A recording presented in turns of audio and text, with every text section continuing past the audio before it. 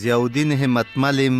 زه درته کیسه کوم. درنو اوریدونکو سلامونه او نیکې هیلې مې ومنئ. دې خپرونه کې به د فتح خان او رابعه نکل به سره په ګډه واورو.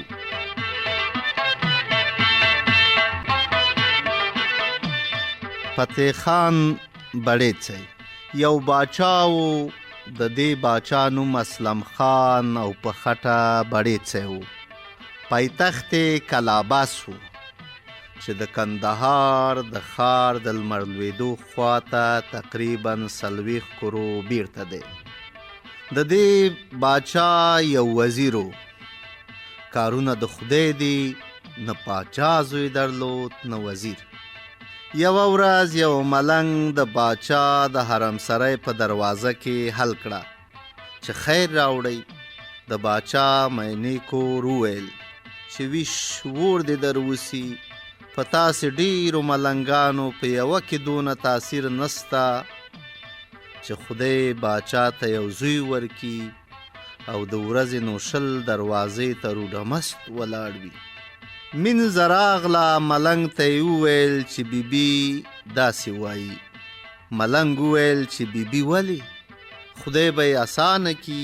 دغه زما لکړه واخله، باغ ته ورسه، دغه لکړه د مڼو و ونې ته ور وغورځوه. هر څو مڼې چې راولوېدې راټولې یې که رایې وړه چې زه یې دردم کم. مینځې لکړه راواخیستله، راغله باغ ته د مڼو و ونه ته یې لکړه ور وغورځوله. 15 دانې مڼې راولوېدې. مینځې مڼې راټولې کړې، رایې وړې، ملنګ ته یې ورکړې. ملنګ وردم کړې نو یې ورته وویل چې ورې وړه. بیبي ته یې ورکه، ورته ووایه یوه ته او باچا وخورئ او دا نورې چې زړه دی هغه چاته یې ورکه. خدای به و ټولو ته زامن ورکي. مینځې راواخیستلې، بیبي ته یې راوړې چې ملنګ داسې وویل. د بیبي هم یقین پر راغی. یوه مڼه دی او باچا سره وخوړه او یوه یې مینځې ته ورکړه چې دا هم د باچا سریته ده او نور یې د خپلې عملې وماندینو ته ورکړې چې هر یوه دی یوه ماښام د خپل میړه سره وخوري. دغه نورو ښځو هم مڼې واخیستلې. هر یوې ماښام د خپل میړه سره یوه دانه مڼه وخوړه. د وزیر ماینه د مخه تر دیله حامله داره وه. دا مڼه چې وخوړله غبرګ عامله سوه. عمر دی تیریږي چې نه میاشتې نه ساته نه ګړیه تیر سو. الله تعالی ټولو ته زامن ورکړ. په دغه سهار 15 نارې وسوې. د وزیر ماینه غبرګه لنګه سوه. یو زوی او یوه لور یې وزیږول. د زوی نوم یې پردل خان کیښو او د لور نوم یې بیبي رابعه کیښوه. د باچا 2 زامن پیدا سوه. د اصلي ماینې د زوی نوم یې فتح خان کیښو او د مینځې د زوی نوم یې کرم خان کیښو. څه سر دې ګرځوم، دستي بیبي رابعه او فتح خان ته په نکاح ورکړه. خادي او خوشحالي ده. دا خادي او نکاح چې تیره سوه، باچا حکم وکړي چې د دغه ټولو هلکانو ښه تربیت او حفاظت کوئ. خو ټوله د خانانو زامن دي، په استراحت دي چې لږ څه غټ سوه. فتح خان او کرم خان او دا نور 58 هلکان ټول سره همزولي دي. یو ځای سبق وایي، په یوه سلا سبق ته ځي او په یوه سلا رخصتیږي. او ټول یو ځای ډوډۍ خوري، یو ځای لاسونه مینځي. ها خو ټوله غټ سوله. بچه مرده زلمیان سوله. مینځه چې لاسونه ورپرې مینځي، اول د فتح خان لاس مینځي، بیا د کرم خان او بیا د نورو یارانو ده. او که موچینې ورته سموي هم لومړی د فتح خان، بیا د کرم خان، بیا د پردل خان او بیا د نورو یارانو ده. خیر هلکان ټوله همزولي دي، پر یوه هاڼ دي، ټوله په یوه سلا ګرځي، لکه ورونه یو تر بله سره ګران دي. یو ورځ فتح خان او پردل خان او کرمی او نور یاران د باندې په ښکار راوتلي دي. خپل سات تیروي که ګوري د مازیګر وخت دی، ښځو د ولي څخه منګي ډکړي دي او خپلو کورو ته یې وړي. یو وار د کرمي ورته پام سو، ویل فتح خان راسئ چې د دې ښځو منګي په ګټو ور مات کو، چې پر دوی دا اوبه څنګه بهیږي، سیل به یې وکړو. فتح خان ویل ښه دی. بس دستي ټولو هلکانو ګټې ډبرې واخیستې، کړپ کړپ د ښځو منګي ور مات کړه، اوبه یې توی سوې، ښځې لمدې خیشتې سوې. په دا سبا ښځې راغلې، پر اسلم خان باچا یې عرض وکړي چې فتح خان داسې کار کړی دی. باچا ورته وویل چې زما دغه یو زوی دی، زه څه نسم ورته ویلی، تاسې به ژی جوړ کئ چې په لوټو او ګټو نه ماتېږي، نو په اوبه پکې راوړئ. نو بله ورځ ښځو بیا ژي د اوبو ډک کړي دي، راخیستي دي، کور ته راځي. بیا د فتح خان ډله پر پیښه سوه. بیا کرمی ورته وایي چې فتح خان راسه چې دغه ژي په غشیو او لیندو ورسوري کو چې دا اوبه څنګه داري وهي. بیا دوی غشي ورته ونیول، ژي ورسوري کړه، ښځې لمدې سوې. ښځو بیا پر باچا عرض وکړي. باچا فکر یوړی چې د دې چاره یې څه، خو دغه یو زوی و، هېڅ یې نه سوه ورته ویلی. وروسته یې هغه مینځه چې دوی ته یې ډوډۍ وروړه راویې غوښتله. باچا ورته وویل چې ته چې لاسونه مینځې، اول د چا لاس مینځې؟ دی ورته وویل اول د فتح خان. باچا ورته وویل چې نن د فتح خان لاسونه اول مه ور مینځه، ښایي چې په دې باندې د ده عبرت سي او پوه به سي چې پلار مې خبر سوی دی، بیا به د ښځو منګي نه ور ماتوي. مینځه چې راغله، په دغه ورځې د فتح خان لاسونه اول وار نه ور پرېوله، د پردل خان لاسونه یې ور پرېوله. د فتح خان فکر ډیر بد سو، سر یې ښکته وځړاوه، ډیر خوابدی سو. کرم خان ورته وویل فتح خانه په دې پوهېږي دا خو د ورکي جواب دی، چې یعنې پلار دی وایي چې راڅخه ورک سه. فتح خان ورته ویل چې پای مو څه؟ کرمي ورته ویل چې پای دی دغه دی چې ځینې ولاړ سه، مه پاتېږه، سبا به په خوله درته ووایي، ټوله همزولې به راباندې خاندي. د فتح خان زړه ته نه لوېده. د خپل زړه د تسلي لپاره ماښام پلار ته ور رهي سو.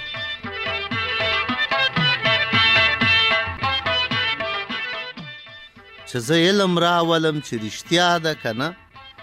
فتح خان چې پلار ته سلام ور واچاو، پلار یې سلام بیا نه کوي. وروسته و تخته ور پورته سو، غوښتې چې د پلار پر اړخ کینی، پلار ځای نه ورکاو. نو وروسته د فتح خان وزړه ته ولوېده چې دا خبره چې کرمي وکړه رښتیا ده. نو په دا سهار فتح خان هم دستي حکم وکړي چې ډېر پاخه سراجان چې ښه زینان جوړوي رایولئ چې زینان را جوړ کړي. خو سراجان یې راوستل، ورته وی ویل چې شپېته ښه زینان را جوړ کړي او نور د اس سامان په همدغه هفته کې له تاسې څخه غواړم. سراجانو هم په دغه هفته کې شپېته زینان، شپېته ملونه او نور سامان ور برابر کړي. رای وړ. بیا فتح خان حکم وکړي چې ورسئ د کمن څخه شپېته داسې اسان راولئ چې خاورې پر شا ور ودوړوي او دغه اس شا ورېږدوي. هغه خاورې توی سي، یعنې چې بېسه ده، ښه مست اسان وي. دغه اسانې دستي راوستل. فتح خان پر خپلو یارانو غږ وکړي چې په نیمه شپه کوچ دی. تر دې مابین بي رابعه ته سړی ور ولېږئ چې فتح خان ځي راځه. سړی چې راغی بي رابعه د کلا پر سر ولاړه ده. سړي ناره پر وکړه که کوترې د کلا پر سر کوترې فتح خان وایي یا می خوري یا راووزه دروازه کې دړې وړې. یعنې فتح خان وایي زه ځم که راسره ځې خو ښه که نه وي زه ولاړم. خو دې جڼه جڼه کړه. سړی بیرته راغی چې هغه جڼه جڼه کول. زړه لکه چې نه غوښت. ده ویل ښه دی چې ماښام ځو د دې پر کلا به ورسو رارهي به یې کړو. لنډه دا چې نیمه شپه سوله دننه په ښار کې نغاره وډنګېدله چې کوچ د فتح خان پلار اسلم خان چې دا نغاره واورېده پوښتنه یې وکړه چې دا څه نقل دی. چا ورته وویل چې فتح خان ځي. پلار یې دغسې راوغورځېدی چې دا یو زوی مې دی ولې ځي او څه سوي دي. سوچ راغی که ګوري یسانې ټول زین کړي ولاړ دي.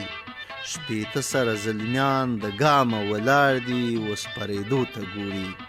پلار چې دا حال ولید ناره یې وکړه سکی سکی دا هوډي فتح خان سکی پر نیمه شپه یې نغارې وډنګولې. لویه خدای خان پر کوم لورې واته کوي. خو فتح خان ته یې وویل څه کوې زویه څه سوي دي چیرې ځې. ده ورته وویل چې څه مې کوې ما و خپل کار سره پرېږده. وروسته فتح خان د ګلې پر ډول پر پلار دا ناره وکړه ما سلام در واچوو بیا دې نه کوي چې پر تخت در وختم ځای دې را نه کوي.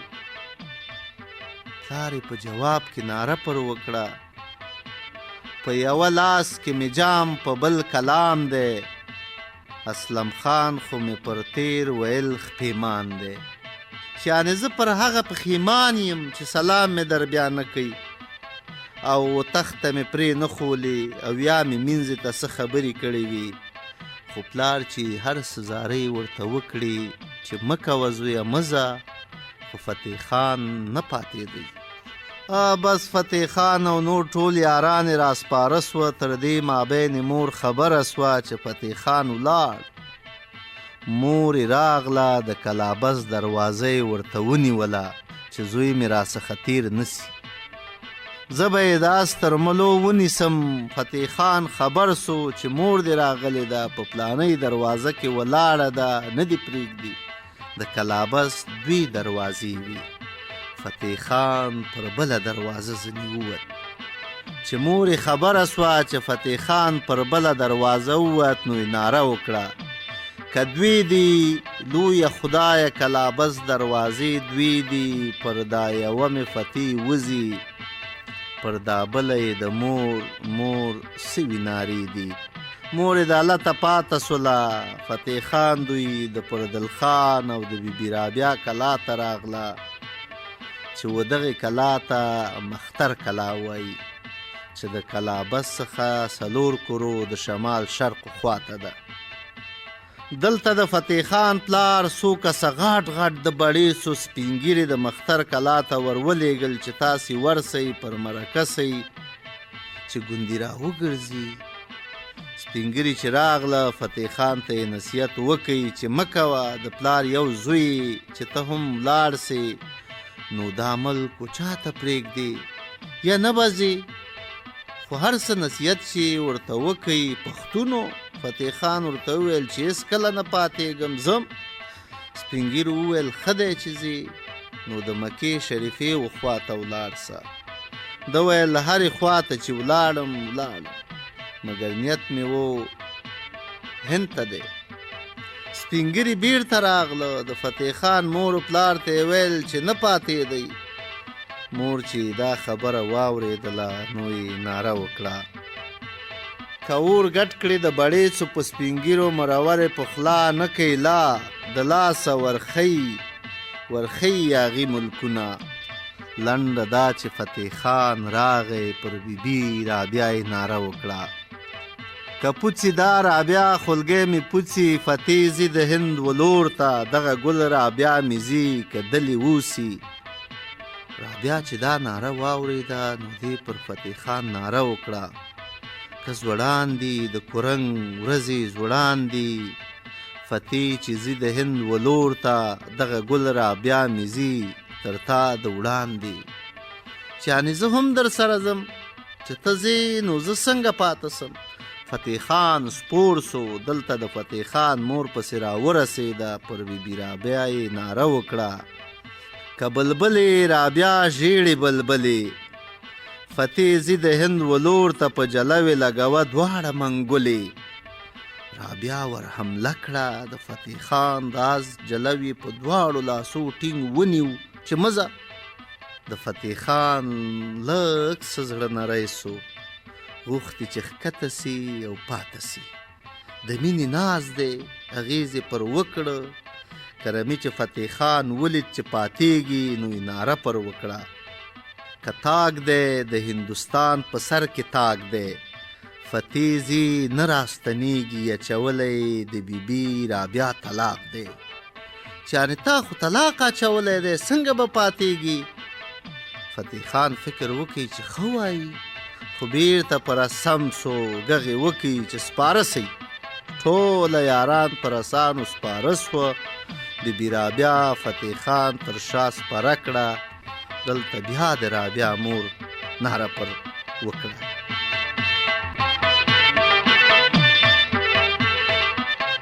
فتح خان لاس پر خپل زړګوټي کېږده، که رابعه در سره ځي پر دل را پرېږده.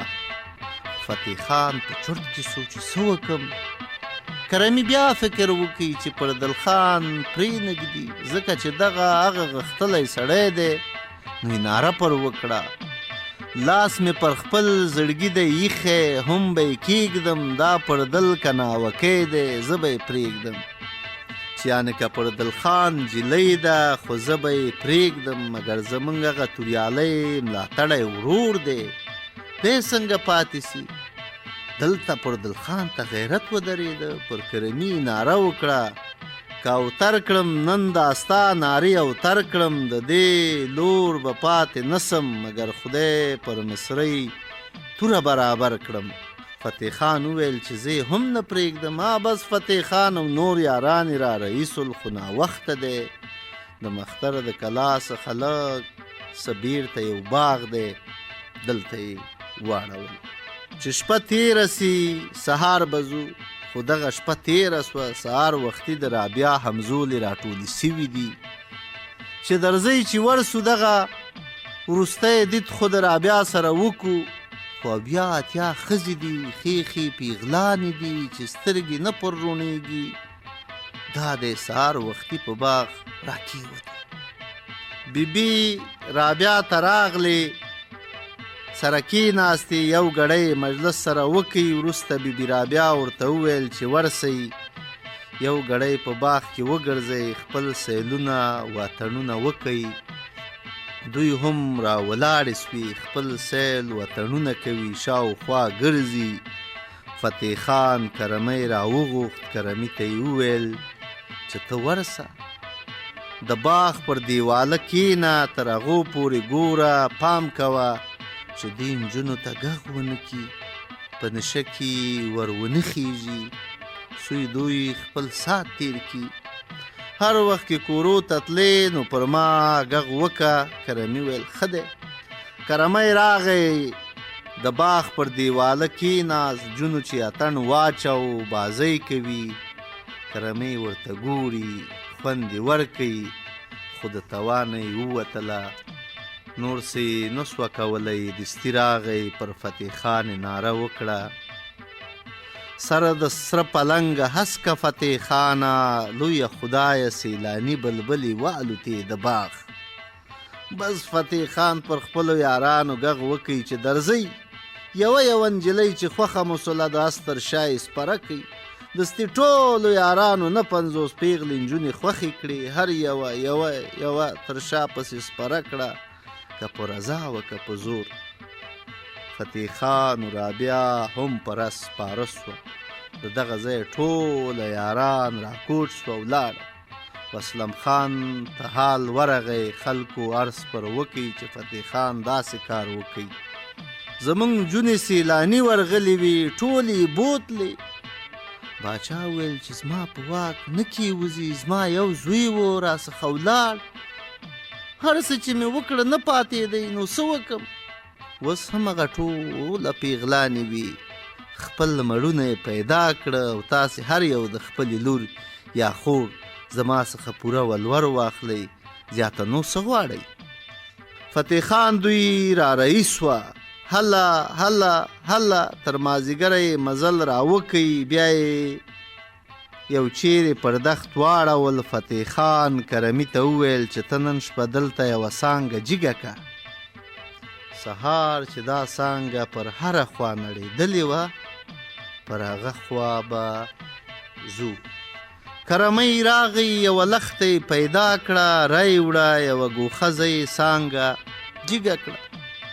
خو ماخوستن سو، ټوله ستړي وو، بیده سو. کرمۍ پر نیمه شپه راویښ سو، راغی څانګې ته، که ګوري څانګه د مکې شریفې و خواته کږه و نړېدلې ده. کرمي څانګه د هندوستان پر خوا کږه کړه، بلکې قصدن یې ونړوله.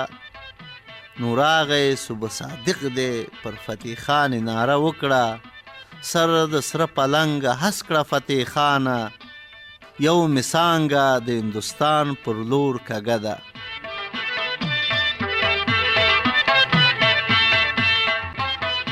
فتح خان شرط یوړی، ږغې ونه کوي. کرمي بیا ناره پر وکړه، سر د سره پلنګه هس کړه فتح خانه، یاغې سوي هندوستان ریت ملکونه. فتح خان راپورته سو، سهار وختي دی، لمونځونه یې وکړه، که ګوري څانګه د هندوستان په لور کږه ده. فتح خان وویل کړه د خدای دی، یارانو درځئ مخ په هندوستان باندې، کوچ دی. ټوله یارانې تیار سوه، مخ د هندوستان پر خوا را رئیس وه. هله هله هله تر مازدیګره یې مزل وکړي، دا دی یو چیرې و یوه کښته نږدې واړول. شپېته سره آسان هیله کړه، زینان یې واخیستله او کښتو ته یې وشړل چې ماړه سي. د دې کلي خلک ټول په اتفاق وو، ډېر ښه اتفاق یې و. دستي آسان ګرد راټول کړه، بیرته یې ورته راوستل، په خپلو کښتو کې نه پرېښوله.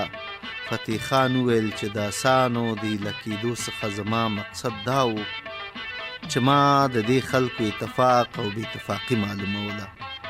مقصد مې د دوی د کښتو پول نه و، ځکه چې موږ باید داسې ځای ته ولاړ شو چې مخلوق یې بې اتفاقه وي او د دوی له بې اتفاقۍ څخه موږ پوره نتیجه او ګټه واخلو. موږ باید تل په اتفاق وو، ټوله یاران خپل ځانونه یو تن وبولو او بې اتفاقي ډېره بد شی دی.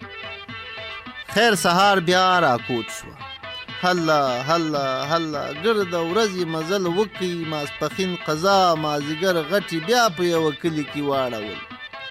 بیا یې آسان هیله کړه چې سړ وکړي، دا کلی هم په اتفاق و. بیا یې آسان ټوله غوټه ورته راوستل، څوک یې په خپله مځکه او کښت کې نه پرېږدي. خیر سهار بیا راکوټ شوه، دا دی د هند په علاقه کې په یوه کلي کې واړول. آسان یې هیله کړل د دې کلي خلک بې اتفاقه، بل رغ علم دی، یوې اس د خپله کښته وباسي، دغه بل په کښت کې هیله کوي، ابل یې د ابل و کښته وشړي. خیر آسان یې ماړه سوه، بیرته یې آسان راوستل. فتح خان و کرمي و پردل خان ته یې وویل چې زموږ ځای همدا دی، دلې به اوسو. ټولو یارانو یې ورسره خوښه کړه چې هوکې دا کلی به بې اتفاقه دی، اتفاق نه لري، نو زموږ همدغه ځای وړ دی. سوچ قوه پیدا کوو، په دغه کلي کې یوه ټینګه کلا وه، خورا جګ جګ دیوالونه یې وو، ډېره محکمه وه. یوه دروازه یې وه، دا هم تړلې وه، خورا یې محکمه تنبه کړې وه، لوی لوی غټ تیران یې ورته درولي وو. فتح خان وویل چې دا کلا به په څه چم خلاصه چې موږ پکې ووسو.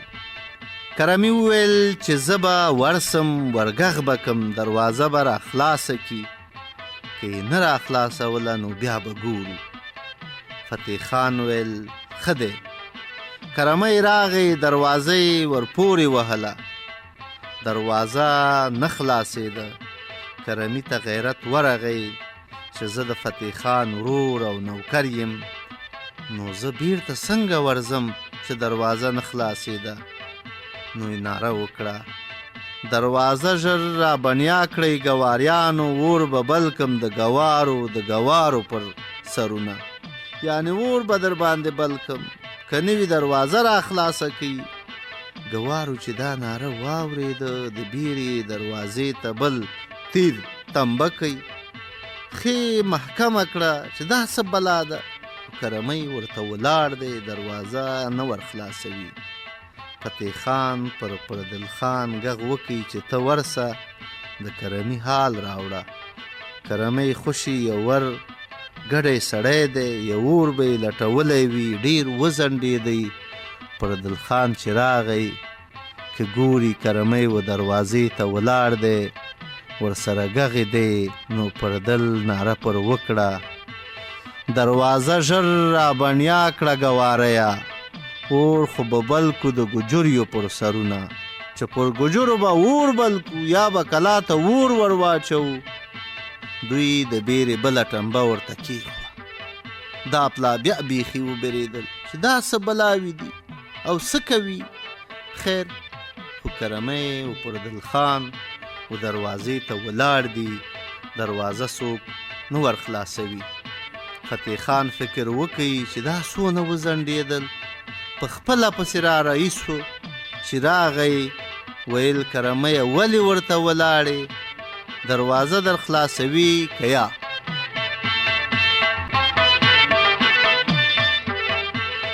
دا و د فتح خان بړیڅ چې د نکل لومړی برخه.